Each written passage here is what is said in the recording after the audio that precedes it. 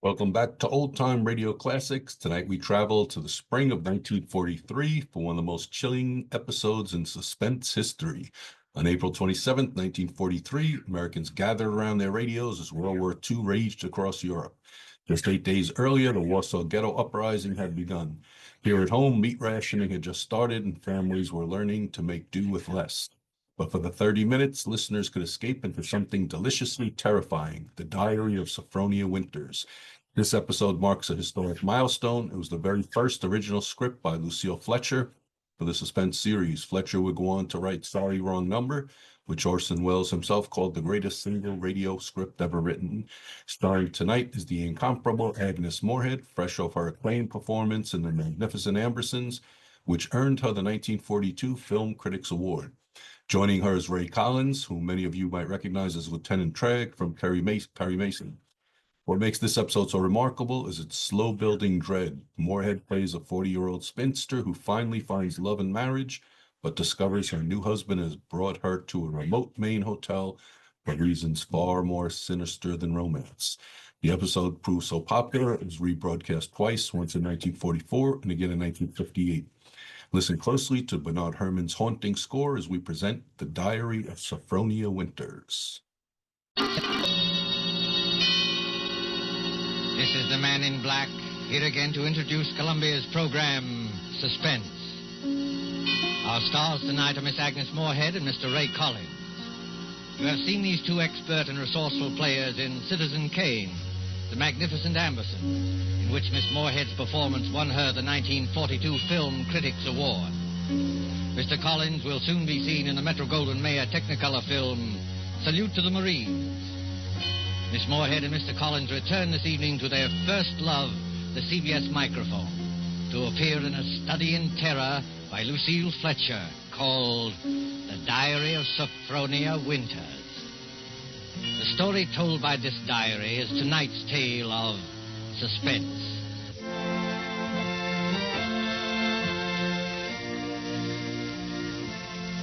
February 1st, St. Petersburg, Florida.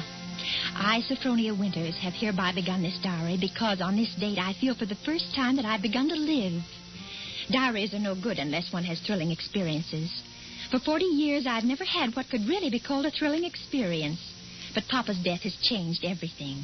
Here I am in beautiful St. Petersburg with everything to start life anew, money in my purse, 2 suitcases full of new clothes, and a gorgeous new permanent wave. And Florida is really the land of romance. It doesn't matter whether you're 17 or 70. There are parties and dances and bingo games and flirtations for all. My landlady, in fact, tells me that people often become engaged and even married to perfect strangers overnight. I'm still shy, of course, but just the same, it's such fun and so thrilling to think one's fate may be just around the corner.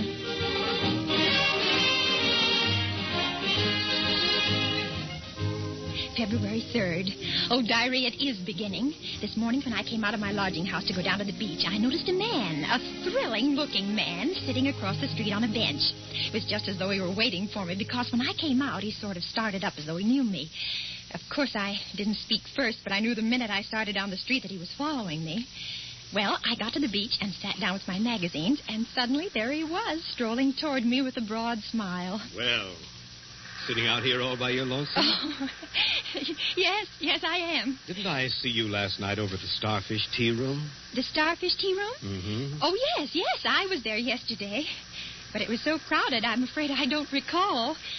Mighty nice cuisine they've got over there. Mind if I sit down beside you? Oh, not at all. Oh, just a minute. Sit on this magazine. The beach is so sandy. Oh, sand doesn't bother me. I'm from Maine, you know. We get plenty of sand up there. Do you?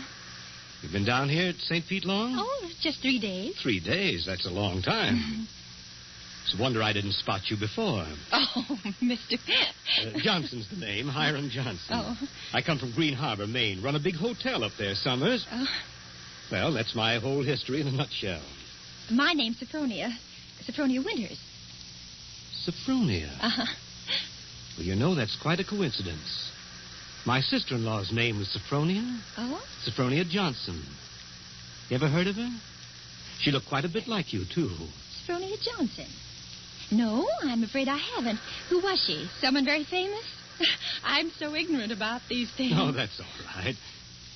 Say, look at that sun, will you? I'd say it was pretty nearly time for lunch.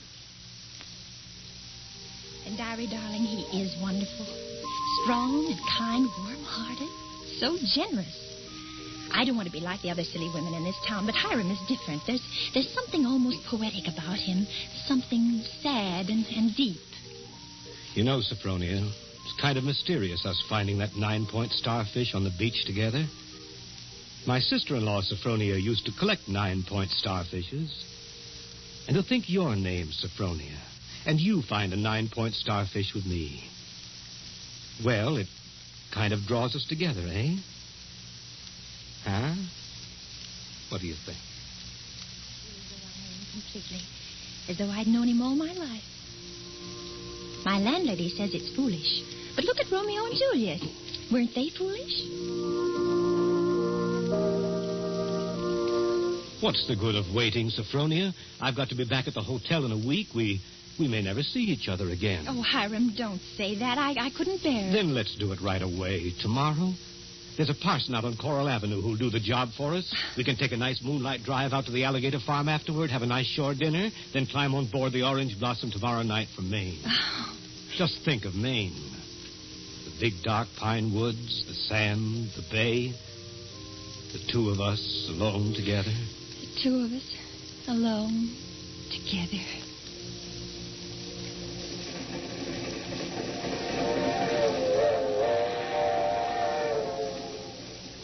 February 7th, on board the Orange Blossom. I was married in a wedding dress of Alice blue moiré, with a frill of white organdy at the collar and wrists, and a rhinestone belt buckle. Hiram sent me talisman roses. I'm pressing one precious flower between the pages of this diary for luck. On this bend in a couple of minutes. Bags heavy? No, not particularly, dearest. Oh, I can't get over that taxi man at the station. Imagine his insolence, saying he couldn't drive us over. Maybe he didn't have any gas. It happens sometimes around here. Well, anyway, I'm glad the weather's so mild. Can you imagine what it would be like in a blizzard? There's the place. Oh, wait a minute. I don't want to look until I put down these bags. Now, where? There. Through those big pine trees. Oh, it is big, isn't it? 125 rooms. So many fire escapes and balconies and porches and towers. I stayed in a hotel like that once years ago with Papa. It was very fashionable then. My grandfather built that place 50 years ago. Hasn't been changed much since. No?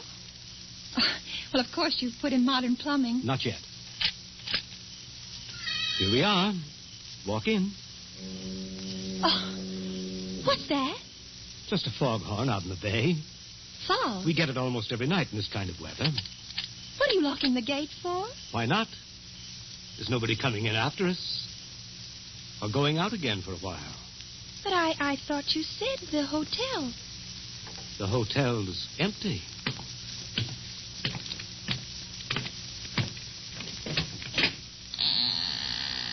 Hiram. What is it now? Hiram, darling, I know it sounds silly, but let's not go in there tonight. Let's wait until morning. Why? Oh, just because it's so dark and empty. There's not a light in the whole place, and no one's expecting us. What do we eat? Where will we sleep? Let's stay in the village just for tonight. I've got things to eat and a place to sleep. Come on. Oh, my arm. Hiram! Do you remember my telling you down in Florida about my sister-in-law, Sophronia? Well, that's her over there on the wall. Take a look at her. Hiram, you hurt me. Oh, well, this glass is very dusty. She must have died many years ago. But her face is sweet. It's very sweet. And her eyes, there's something very sad and wistful about her eyes. She was a murderess. She was hanged in Portland 25 years ago for the murder of my brother Ephraim here in the lobby of this hotel. She murdered him in cold blood with an axe. That fire axe hanging over there on the wall. Hiram. It was a summer day. There were guests sitting out on the front porch in the rockers. It was just after lunch. My brother Ephraim was sitting at the desk counting his loose change. My mother was crocheting in that old wicker rocking chair. Sophronia came downstairs humming a hymn. Oh, don't, Hiram. Please don't tell me any more. Why not? Well, it makes me nervous to hear it like this in this big shadowy lobby. And your eyes, Hiram. Your eyes. Hiram, you're acting so strange. Hiram, what's the matter with you, dear? I know it was a terrible tragedy, but it happened 25 years ago. Don't touch me, Sophronia. Don't touch you. Do you remember what I said to you in Florida? What did you say? Well, you said a million sweet and wonderful things to me, Hiram. I said you resembled my dead sister-in-law. Look at her again. Look at her closely. Sophronia. But why? Oh, no, I can't. It's too horrible. I can't look at her face with any pleasure now, knowing she was a murderess. You're afraid to look, is that it? No, I'm not afraid. Hiram, please, my arm. Oh, very well. I'll look. Now, stand there quietly. Like that. Take off your glasses. That's all I wanted to see. That's all I wanted. February 13th, Green Harbor Hotel, Maine. I can't understand it. I try to fathom it, but my head aches and my heart is heavy. The hotel is deserted. Has been for 25 years. Everything is covered with spiders and cobwebs.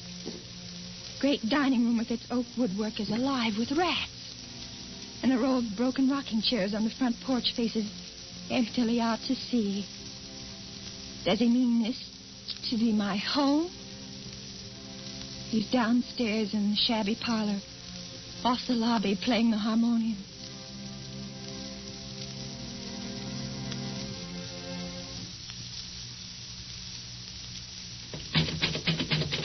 Sophronia. Yes? Yes, Hiram? Sleeping? No, dear. Why is your door locked? Come out. I want to show you around the place. It's all right, dear. I've seen it. I've seen just about everything. No, you haven't. You haven't seen the grounds at all. The grounds? But, Hiram, it's after midnight. I want to show you where my sister-in-law, Sophronia, is buried. Well, not tonight, dear. Please, it's so late, and I have a headache. Open the door, Sophronia. I want you to come now. No, I shan't. Oh, go away and let me alone. I won't. No use carrying on like that. You see, I have pass keys to all the doors. See, Sophronia. Beyond, where those 4 birches are standing, is where my sister-in-law, Sophronia, was laid away 25 years ago. It was the biggest funeral in the neighborhood. Folks crowded outside the gate with the dozens trying to get a look, but we wouldn't let them. Buried her ourselves without a service out here by herself on the grounds. Ephraim is buried in town, but not Sophronia. I had a feeling I'd have to keep an eye on her even then. Keep an eye on her? I knew she was one of those restless sleepers who wouldn't stay quiet in her own grave. I knew before the year was out she'd find some way to start roaming around, hunting for mischief again. She was a young she-devil to the core, Sophronia. They could hang her till doomsday. Wouldn't do any good. You mean you think she haunts this hotel? No, not this hotel. She never had any use for it, alive or dead. No. She makes for the warmer climates. She was always a cold-blooded little fish, freezing and shivering all the time. It's places like California and Texas and Florida she makes for. Florida? Yes, that's one of her favorite haunts, particularly around St. Pete. She likes the flowers and the sun and the romance. Hiram, I feel cold. Do you mind if I go inside Just now? a minute. I haven't explained everything. You think I'm crazy, I guess. Crazy. But I'm a lot smarter than some people give me credit for. Because, you see, I have found her now. 3 times. Do you see that grove of birches over there? Under every one of them's a grave. I found her wandering the earth in disguise, 3 times. And I've killed her 3 times. It still doesn't do any good. She's still restless. You mean you've killed 3 different women? So now I keep another open grave to remind her. It's waiting now. Would you like to see it, Sophronia? No, Hiram. No, please, Are you afraid to see it, Sophronia? No, Hiram, you don't mean to say that you think just because my name happens to be Sophronia and that I look a little like... Think what, Sophronia? Nothing. February 14th. My mind is made up. I made a terrible mistake, and I must get away from this place. I must get away from Hiram as quickly as I can. It should be easy. There's no fog today. If I can only escape from the hotel, I can run and hide in the pine woods. No. I shall wait for dusk, when he generally sits down in the parlor and plays the harmonium. I can hide a little earlier in one of the deserted rooms, and then, when his back is toward the lobby, slip out the front door.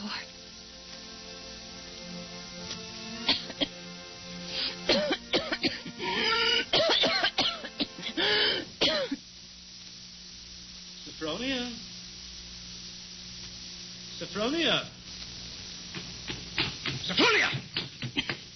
Oh, there you are. What's the matter? Anything wrong? No, Hiram. You didn't want anything outside, did you? Because if you do, you'll have to ask me to get it for you. You see, I always keep the front door locked. Yes, Hiram. Yes, the back door, too. And all the doors leading out into the porches and fire escapes. And a good many of the windows. It makes one feel safe from thieves and peeping Toms. Oh, you've got a cold. That's too bad. Yes. I must have caught it last night.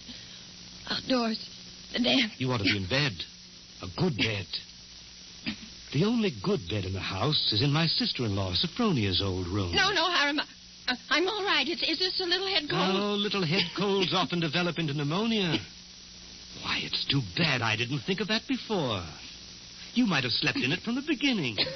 Here, up these stairs. What? What's the matter? Are you so weak? No. No, I'm all right. This room is the cleanest in the hotel, too. I've always had a sort of suspicion about it. You see, I've kept everything as it was. What's the matter? Nothing. It's just... It seems kind of familiar. No. It's just that seeing it so clean, seeing it as though someone were living here, as though they'd only just stepped out for a moment. It's as she left it that afternoon when she walked down to murder my brother. You see her needlework on the table with the needle sticking in it? And her hymn book still open? Mm. She was very fond of singing hymns, Sophronia was. Had a nice voice, too. I used to accompany her. Oh. I'll turn down the bed for you. And you can get undressed while I go and make you some hot tea. No, I don't want any. Here's the closet. You can put on one of Sophronia's dressing gowns.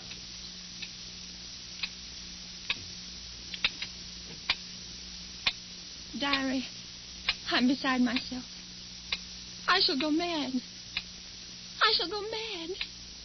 2 hours have passed since he locked the door upon me. Night's fallen and I'm alone. Alone in this horrible room with its hideous little mementos of death. I'm sitting here at her little wicker table trying to be calm, trying to write this. Somehow, when one writes about a thing, it doesn't appear so real. My hand is just brushed against her needlework. Her hymn book, where they still lie, waiting. I can bear having them near me no longer. I must get them out of sight. Anywhere. In that closet. A bureau door. Ready for your tea? No. Yes, Hiram. Why aren't you in bed? You'll take worse cold, you know. I'll get in bed in a minute. First, Oh. brushing up on your needlework again? My needlework? You've got it in your hand. Have I? Oh, yes. Yes, so I have. But I wasn't working on it, Hiram. I swear I wasn't. I've never done a stitch of needlework in my whole life. I don't know one embroidery stitch from another. Let me show you. Look, I don't even know how to hold a needle. Get into bed, Sophronia. You're feverish. Before we go on, Hiram, before you go on thinking, we've got to have an understanding. You've got to let me explain. I was born in 1892 in Kalamazoo, Michigan. My name is Sophronia, that's true, but they name lots of people Sophronia. I was named for my grandmother. She had just died. No, you've got to listen to me. I've lived in Kalamazoo all my life. If you'd only just write a letter or send a wire. Well, I've never heard of Green Harbor in my whole life. I never went anywhere. For almost 10 years, I stayed home day in and day out nursing Papa. He had a stroke. I wasn't out of the house. It was the red brick house with the green shutters.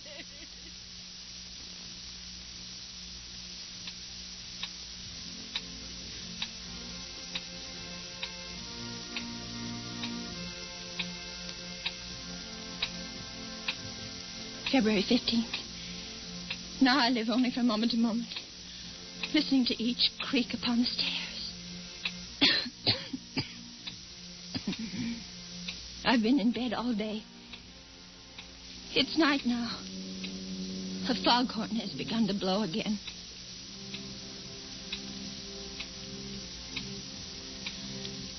February 19th. I woke up early this morning after a wretched night, and the date was burning in letters of fire in my brain. If he's planning to kill me, it'll be today.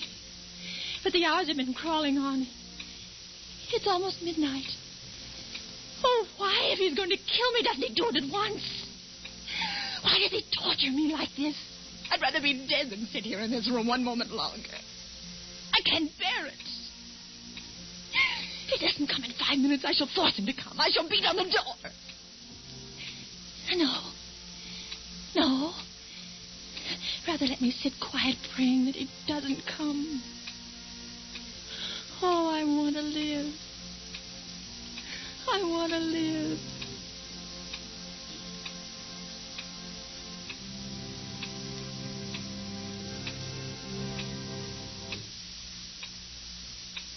Sophronia.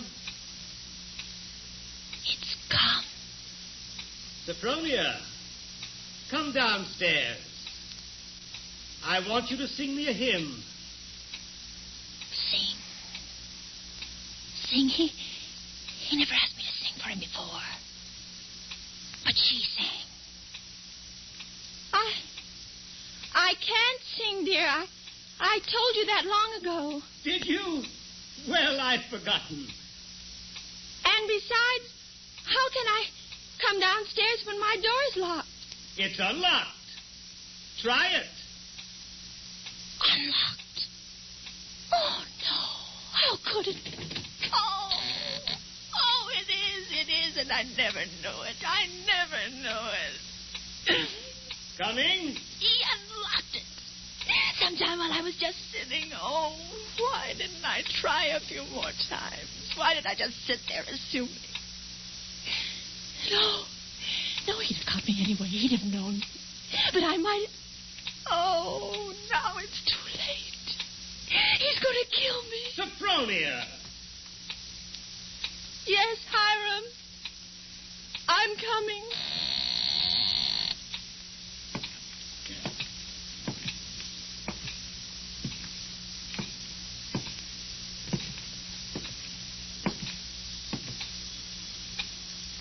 Hiram, where are you? In here. In the parlor. What are you doing there, Hiram? Waiting to hear you sing. You're at the harmonium? Yes. All right. I'll sing. I haven't sung in years, but I might as well. I'll sing for you out here in the hall. My voice will carry better. It always did carry better in the hall, didn't it, Sophronia? So you remember that, too. Of course, you know both the front and back doors are locked. Play a few bars, Hiram, dear, to warm me up. Shall I sing, too, Sophronia? Would you like me to sing along with you? If it pleases you, Hiram. Work for the night is coming. Work in the morning sun. Work for the night is coming when man's work is done. Work while the daylight darkens. Work in the summer sun. Work for the night is coming.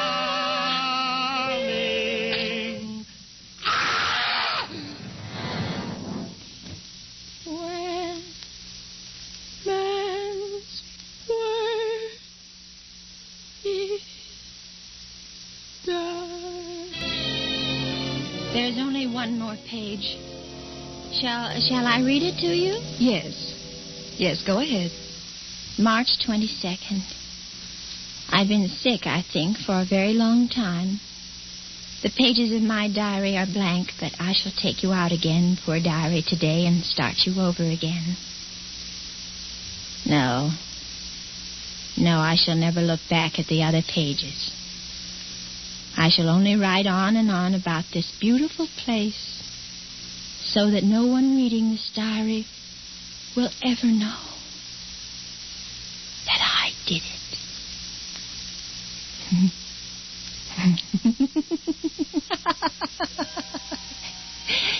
But I did do it, diary. I was smarter than he. When I opened that door at the head of the stairs and heard the music, when I saw the fire axe still hanging on the wall. Oh, I was so cautious. So terribly cautious.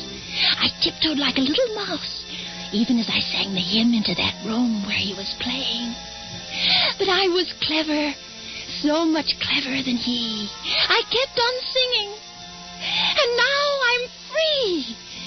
Free as a bird. I'm free and he shall never catch me now, not this time or ever again, because he's dead. Isn't he, Nurse?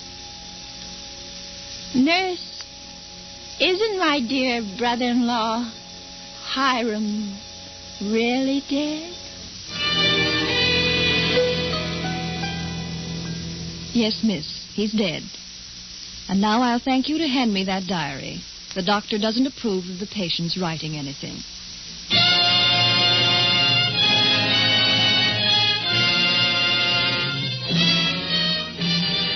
And so closes The Diary of Sophronia Winter, starring Agnes Moorehead and Ray Collins. Tonight's tale of Suspense.